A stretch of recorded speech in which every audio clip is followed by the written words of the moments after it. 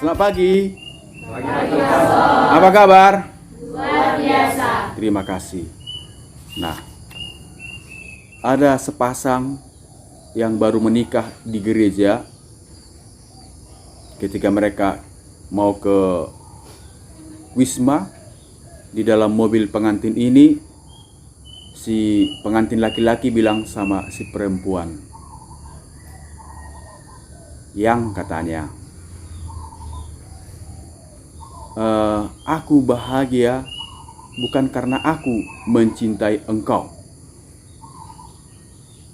Bah, tapi tadi janjimu di gereja mencintai engkau, suka dan duka, waktu sehat dan sakit, di waktu untung dan malang.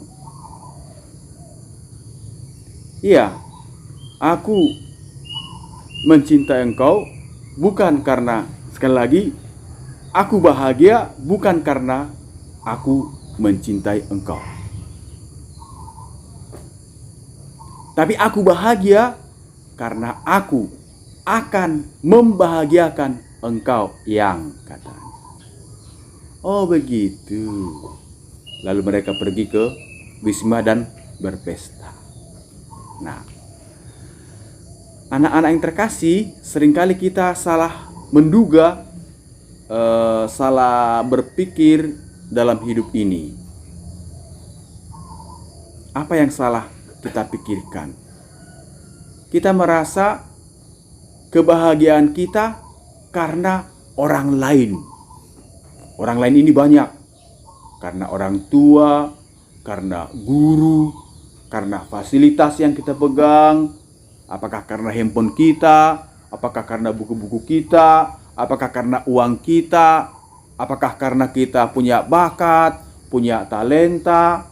Lalu itulah yang membuat kita bahagia. Bukan. Nah, anak-anak sekalian, kita semua pada dasarnya harus bahagia, ya kan? Halo, bahagia punya mata sipit. Bahagia punya Evi, punya rambut panjang.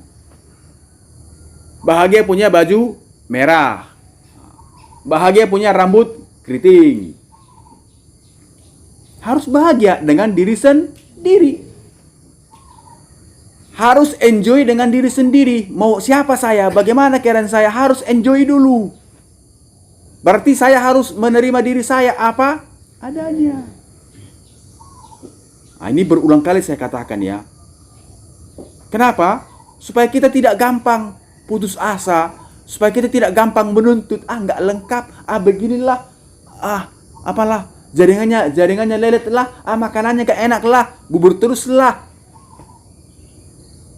Sekali lagi, yang membuat kita bahagia adalah kita sendiri. Dalam bacaan pertama tadi kan Allah mendatangi siapa? Elia yang pergi kemana? Ke Gunung Horeb. Kenapa Elia pergi bersembunyi ke Gunung Horeb? Nama lain dari Gunung Sinai. Elia ini adalah orang yang baik. Dia seorang nabi. Nabi itu tahu? Nabi itu pelayan Tuhan, juru bicaranya Tuhan, ya kan? Nah, jadi jangan lupa, kita orang Kristen itu latar belakang kita adalah Israel, bangsa Israel. Opung kita itu adalah orang Israel, ya. Jangan lupa. Maka Elia ketika hidup bersama dengan orang Israel ini sudah jugul, ya kan? Mereka selalu berselingkuh dengan ilah-ilah yang lain. Maka Tuhan marah, ya kan? Apa kemarahan Tuhan? Tuhan membuat musim kemarau yang panjang kepada bangsa Israel. Memang Israel ini hebat lah ya. Dilindungi Tuhan, dijaga Tuhan, tapi juga kadang-kadang Tuhan menghantam mereka. Puncaknya di tanah pembuangan. Nah, lalu kemudian Tuhan juga merasa, cukuplah ku buat hukuman kepada bangsaku ini. Maka Tuhan memberikan hujan. Tetapi sebelum Tuhan memberikan hujan, Allah ingin membuktikan siapa dirinya. Caranya bagaimana? Caranya ialah Elia nanti akan berperang. Berperang dengan nabi-nabi Baal. Jadi nabi-nabi Baal artinya nabi-nabi palsu. Nabi yang bukan memuji Tuhan, tapi memuji dewa-dewa. Bagaimana mereka berperang? Nah, seperti yang sudah sering saya katakan, cara berdoa bangsa Israel itu apa? Cara berdoanya ialah membuat binatang kurban. Mereka menyembelih binatang lalu mempersembahkannya kepada Tuhan. Itulah cara ibadat orang Israel. Nah, itu harus ada. Harus ada tungku, harus ada pisau, lalu mereka bakar, lalu asapnya naik ke atas. Mereka memuji Tuhan. Maka ketika Allah menyuruh Abraham supaya menyembelih siapa? Mengorbankan anaknya bernama Ishak. Caranya bagaimana? Dikurbankan, dibakar, ya kan? Nah, apa yang dilakukan Elia? Elia memanggil nabi-nabi Baal itu. Ayo, kita sekarang berperang, bertarung. Kita sekarang lihat, membuktikan siapa Allah yang benar. Sekarang kita kumpulkan binatang kurban sebanyak mungkin. Lalu pagi hari, Elia berkata kepada mereka, ada 430 orang. Ayo, silakanlah berdoa kepada Tuhanmu. Panggillah Tuhanmu dan bilanglah supaya Tuhanmu itu memberikan api, supaya kurban ini dibakar. Berdoalah mereka. Mula jadi nabelun romahum. Baik maaf itu sonum. Nah kan? Sampai sore hari nggak ada api datang. Apa? Haber kamu bekan inda si Elia. Sonari lematik itu au martangiang. Martangiang mana? Ali debata mula jadi horo panopak hamid. Siena julus sonari. Unang paila oleh Tuhan. Baik ma api. Tutung ma si lehon-lehon namion nama. Tang roda api kan? Belum datang api itu. Datang lagi Elia. Ambil air. Siram semua dulu ini. Siram kayunya. Siram binatangnya. Sebanyak-banyaknya. Lalu berdoalah Elia lagi. Tuhan, Engkau tahu apa yang Engkau inginkan dari kami. Datanglah api dari langit. Dan terbakarlah binatang kurban itu. Nah, dikatakan sejak itu bangsa Israel percaya bahwa Allah yang benar adalah Allah yang hidup, yang dipuji oleh nenek moyang mereka, Abraham, Ishak, dan Yakub. Tugas Elia selesai untuk mengatakan kepada Israel, ayo kita kembali kepada Tuhan yang benar. Tapi Elia salah langkah sikit. Memang dalam hukum Taurat ada hukum. Barang siapa yang melanggar hukum, barang siapa yang menyembah dewa-dewa lain, harus dihukum. Cara menghukumnya bagaimana? Dilempar dengan batu. Dirajam dengan batu. Pokoknya dibunuhlah. Elia panggil nabi-nabi tadi. Yang 430 orang itu, panggil semua itu, katanya panggil. Dia menyembelih manusia-manusia yang bernama nabi-nabi Baal itu sampai mati. Nah, pertanyaannya kepada kita, siapa yang bisa jawab? Tepatkah atau benarkah tindakan Elia membunuh nabi-nabi Baal itu? Aldi? Si Aldi. Benarkah tindakan Elia? Benar. Mau lihat Amang.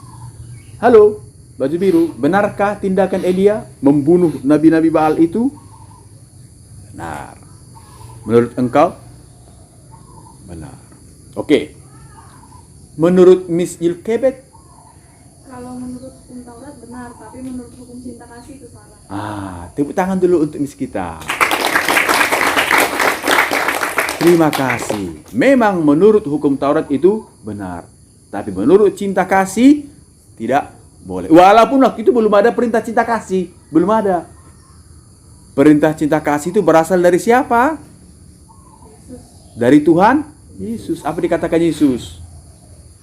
Dahulu nenek moyangmu berkata, ya kan, bencilah musuhmu. Tapi aku berkata kepadamu, kata Yesus, kasihilah musuhmu dan berdoalah bagi musuhmu. Jika pipi kirimu ditampar, berilah pipi kanan. Ini salah langkah si Elia.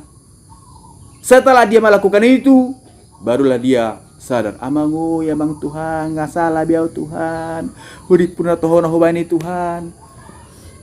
Dan ketakutanlah dia karena Raja Izebel akan menangkap dia, hidup atau mati. Maka dikatakan tadi, pergilah dia kemana? Ke Gunung Horeb, bersembunyi.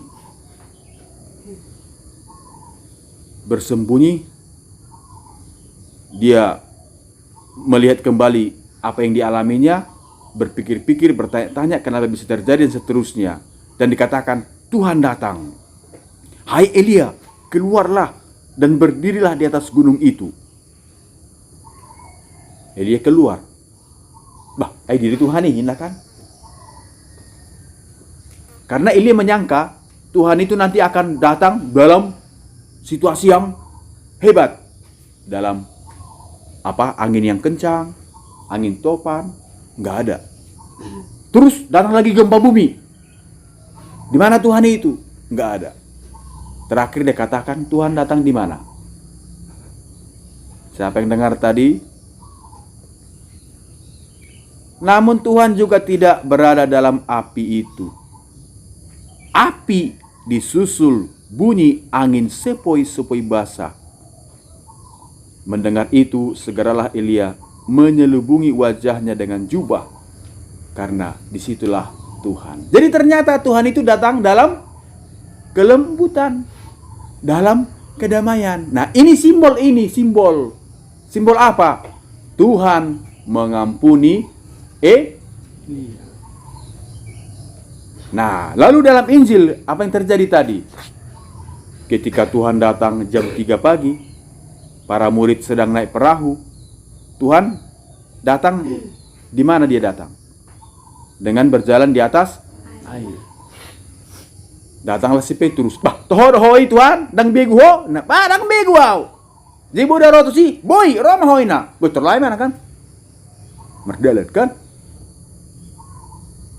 Setelah di tengah air itu, songon dengali, nah kan?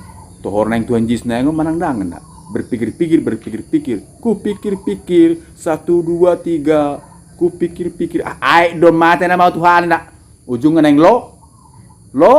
lonong. Tapi Petrus masih sempat sadar, Tuhan tolong aku, ganang mati ya Tuhan, mengulur dia Tuhan ini kan? Apa dikatakan Yesus? Mengapa? Apa dikatakan Yesus tadi? Hai orang yang kurang percaya, mengapa engkau bimbang? Nah, dua tokoh ini, Elia dan Petrus, menunjukkan kepada kita bahwa kita pun bisa jatuh dalam dosa. Walaupun Elia adalah nabi, dia pun bisa silap, bisa salah memutuskan. Tapi apa yang perlu? Ketika kita jatuh, harus segera bangkit dan berkata apa? Tuhan, tolong aku. Biasanya kalau kita jatuh, apa yang kita buat? Amate na mau. Di mapisoi. Manik kok. Itu kan? Putus asa. Kalau bapak-bapak di kampung itu kan, kalau dia mendele, apa yang dilakukannya?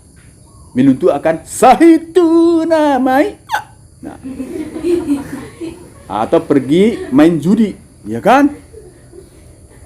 Atau merokok terus, kan? Mendele kan, putus asa. Nah, jadi Tuhan mau memberikan pengajaran, jatuh bangun itu adalah hidup kita. Tapi ketika engkau jatuh, datanglah kepada Tuhan. Jangan putus asa, unang mandili. Ya, Aldi, jangan mandili.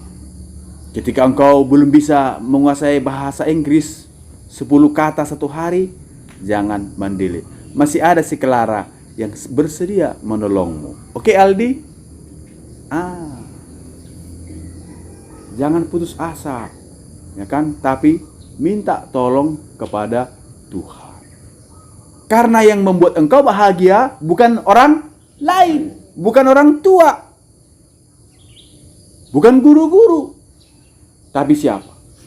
Diri kita sendiri. Jadi memang diri kita ini harus kuat, ya kan?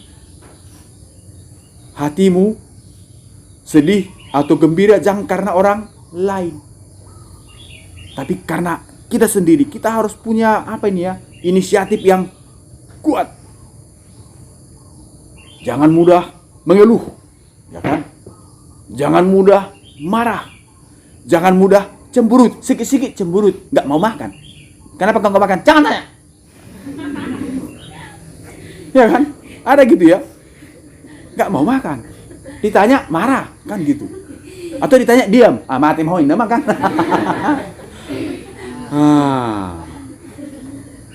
Ya, jadi ingat tadi perjalanan si Elia dan Petrus kan. Lalu Tuhan Yesus mengatakan, ayo jalanlah katanya. Jalan dia.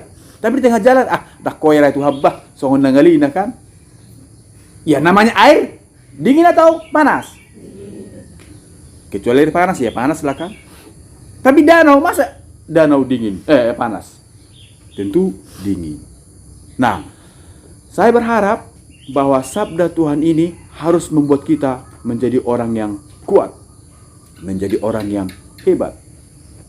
Terutama di masa pandemi ini. Belum tahu kita sampai kapan selesai ini pandemi ini.